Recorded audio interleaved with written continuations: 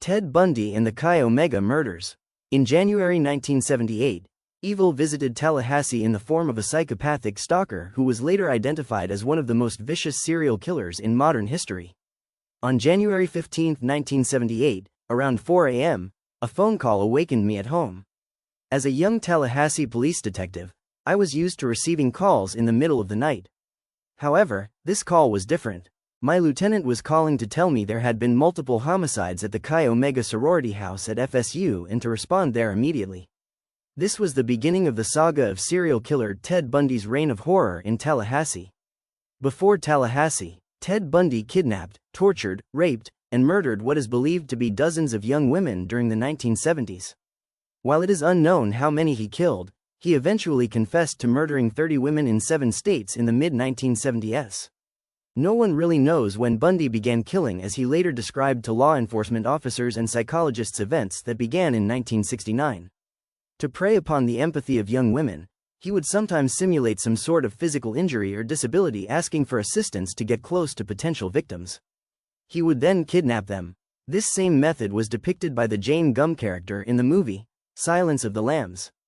On January 4, 1974, Bundy entered the apartment of 18-year-old Karen Sparks, a student at the University of Washington in Seattle. He bludgeoned her with a metal rod from her bed frame and sexually assaulted her with the same rod. She survived but was left with permanent brain damage. On February 1, he broke into the apartment of Linda Ann Healy, beat her unconscious, dressed her, and carried her away. Bundy later confessed that he drove her to a secluded area where he raped and murdered her before dumping her body. During 1974, women college students in the Washington, Oregon areas disappeared at the rate of about 1 per month. In August 1974, Bundy was accepted to attend the University of Utah Law School and moved to Salt Lake City. Homicides and missing persons began in that area, including 2 that remained undiscovered until he confessed to them shortly before his execution in Florida. After 2 jail escapes in Colorado, where he was awaiting trials for kidnapping and murder, he eventually arrived in Tallahassee on January 8, 1978. After one night in a hotel, he rented a room in a boarding house on West College Avenue near Florida State University. Chi Omega. The Chi Omega sorority house is located just outside of the Florida State University campus. With its close proximity to dormitories and the sweet shop that had evolved from a 1940s soda fountain when FSU was the Florida State College for Women, and the Red Garter night spot, it was the epicenter of campus social life. Burt "Buddy" Reynolds frequented the area when he attended FSU in the mid-1950s. There's no doubt that Jim Morrison, who later reached fame as the lead singer and songwriter for The Doors, strolled through when he was a student in the early 1960s. In January 1978, evil incarnate in the form of Ted Bundy prowled looking for young white females with long dark hair parted in the middle to become his next victims.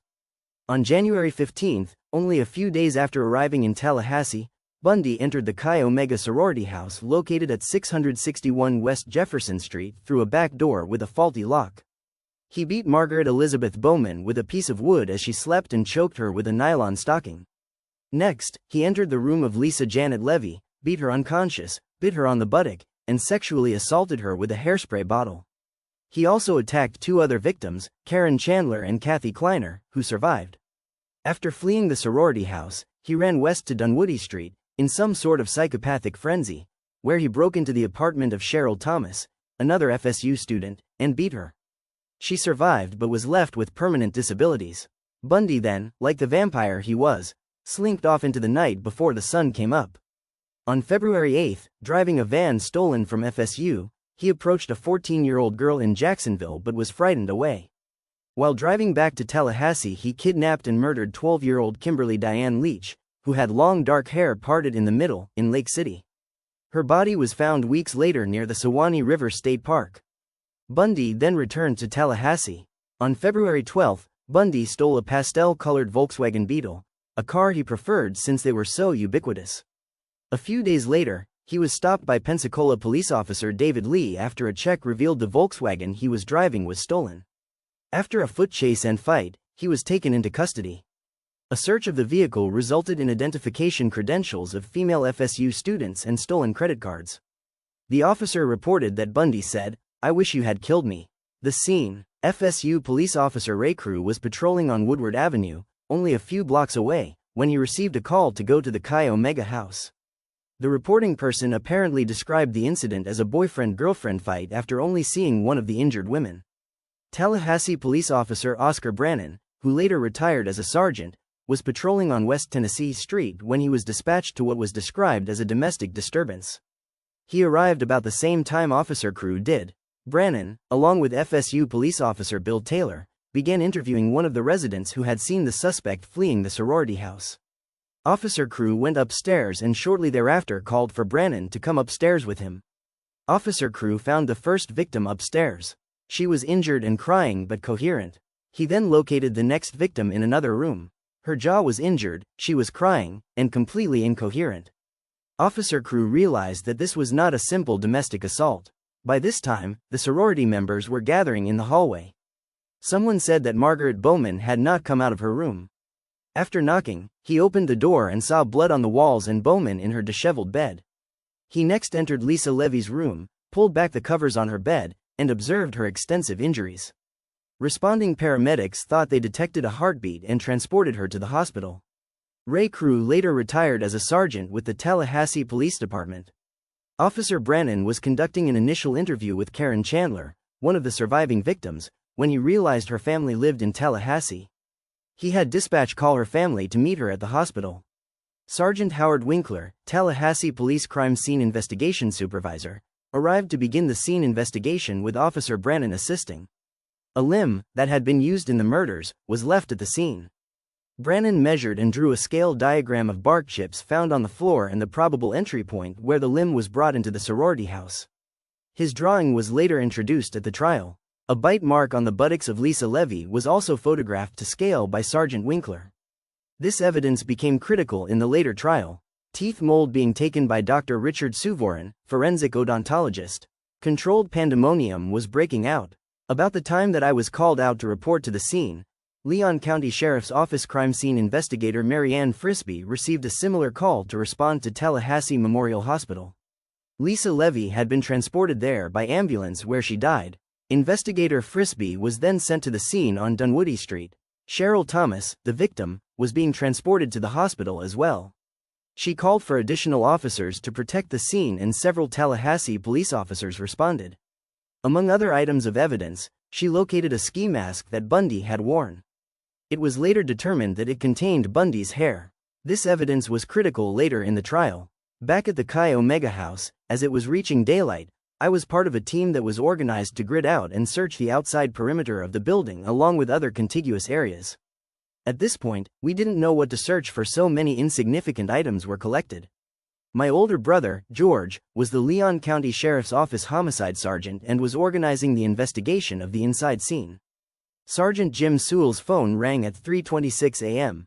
As the FSU Police Department's assistant to the Chief and Public Information Officer, he was being alerted of the slayings. He had been up late that night in the library researching for his doctoral dissertation in criminology but quickly understood the situation, shook out the cobwebs, and went to work. Their first concern was ensuring the campus was secure. A meeting was organized of all the dormitory, fraternity and sorority advisors and administrators later in the day to advise them of the facts of what had occurred and to begin hardening up the security both on and off campus. Jerry Demings, a Kellam Hall residential advisor, attended the meeting. Demings later had a long, distinguished law enforcement career as the Orlando Police Chief, Orange County Sheriff, and as the Orange County Mayor. Another notable student at the meeting was fraternity president Rick Baker, who is the former mayor of St. Petersburg and a prominent attorney in Pinellas County. Leon County Sheriff's Office Deputy Jim Murdaugh was assigned to assist the FSU Crime Prevention Unit. Dr. Murdaugh is now the president of Tallahassee State College. According to Dr. Sewell, whose later career included being Florida Department of Law Enforcement Assistant Commissioner, Police Chief, Author, Florida Criminal Justice Standards and Training Commissioner, and Florida Sheriff's Association Consultant, fear and panic gripped the student population in the following weeks. Many students simply went home and never returned. Another problem developed when curiosity seekers repeatedly drove through the campus, some of which were from out of town. While the university administrators had given the FSU police carte blanche for funding, valuable resources had to be expended to identify and document these non-students. And then there were the self-proclaimed psychics, nuts, and kooks who always seemed to come out of the woodwork to offer their perspective on who was responsible, taking up more valuable time.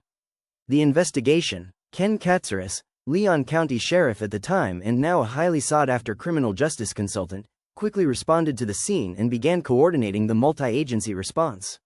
He assigned Jack Poitinger, detective captain and legal advisor, to manage the scene, that included the entire house and curtilage. With many Tallahassee residents still shocked by the notorious unsolved Sims family murders 12 years earlier, preparations had to be made for receiving hundreds of tips and suggestions on who might have been responsible. Sid Deeb, a prominent Tallahassee building contractor, donated office space in a building he owned on East 7th Avenue across the street from the Tallahassee Police Department. The task force created a sense of ownership in all the partners and ensured that there would be no individual efforts to keep investigative information proprietary within any one agency. Bundy being read his indictment by Sheriff Ken Katsaris. The end of Ted. Ted Bundy was indicted and convicted in a trial that was held in Miami due to a change of venue attributed to the potential Tallahassee jury pool possibly being influenced by the extensive publicity surrounding the investigation and trial. On January 24, 1989, he was electrocuted in Rayford Prison. A radio disc jockey played bacon frying on the air. Like and subscribe for more.